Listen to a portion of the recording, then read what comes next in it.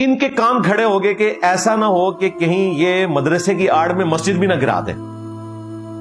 تو انہوں نے اس موقع پر انتظامیہ کو بار بار یہ چیز کہی کہ یہ مدرسہ ہم گرانے آپ کو دے رہے ہیں, ایسا نہ ہو کہ ہم مسجد گرا دیں. تو انہوں نے کہا نہیں, مسجد ہم نے کیوں گرانی ہے, وہ تو 1932 کی مسجد ہے. حالانکہ وہ بدنیتی پہ مبنی ان کا بیان تھا, ارادہ وہ کر چکے تھے. اس کی ریزن میں آپ کو بتاتا ہوں کیا تھی, وہ بعد میں بتاتا ہوں کہ یہ مسجد کیوں گرانا چاہتے ہیں وہ, یا اور بھی مساجد جو ہیں.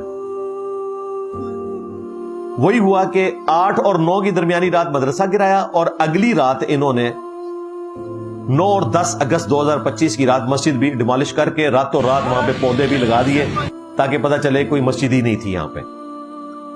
پھر ظاہر ہے کہ پورے ملک کے اندر آگ لگ گئی, لوگ احتجاج کرتے ہوئے باہر نکلے.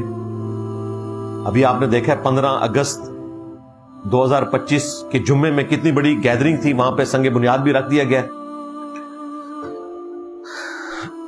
گورنمنٹ نے یہ پلی لی کہ یہ مسجد جو ہے وہ گرین بیلٹ پہ بنی ہوئی ہے, ناجائز ہے. اور دوسرا, یہ مسجد تو سرکاری مسجد ہے, چونکہ سرکاری مسجد ہے تو سرکار جب چاہے کوئی مسجد بنائے اور گرا دے, محکمہ اوقاف کے انڈر آتی ہے. یہ انہوں نے پلی لی. اب اس ریزن کی طرف آئیں کہ وہ ریزن کیا تھی. ریزن یہ ہے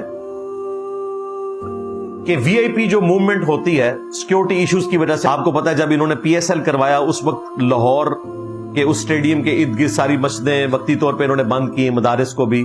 ظاہر ہے پاکستان ایک سیکورٹی اسٹیٹ ہے, اور آپ کو پتا ہے کہ مسجدیں اور مدرسے ہی اماجگاہ بنتے ہیں اس قسم کے دہشت گردوں کے لیے, ایک سپورٹ بنتے ہیں.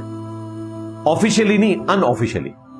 آفیشلی تو شاید کوئی اکا دکا مدرسے اب رہ گئے ہوں, لیکن پلی تو لیتے ہیں. تو وہ وی آئی پی موومنٹ کی وجہ سے یہ مسجدیں گرانا چاہتے ہیں, کیونکہ باہر سے جب لوگ آتے ہیں تو وہ اپنے خدشے کا اظہار کرتے ہیں. حالانکہ اس مسجد کو گرانے سے کوئی خدشہ ٹال نہیں جائے گا.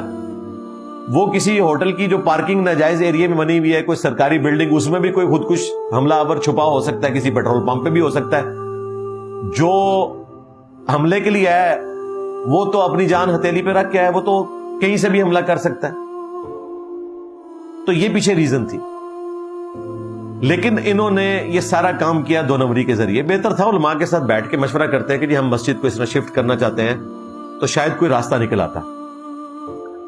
لیکن عہد کر کے ریاست نے عہد کو توڑا, اور اگر ریاستیں عہد توڑیں گی تو ریٹ آف دی گورنمنٹ کبھی بھی اسٹیبلش نہیں ہو سکتی. آپ عوام الناس کو کس طرح آئین کی پاسداری کا کہہ سکتے ہیں اگر آپ گورنمنٹ میں بیٹھ کے عہد کر کے توڑ دیں.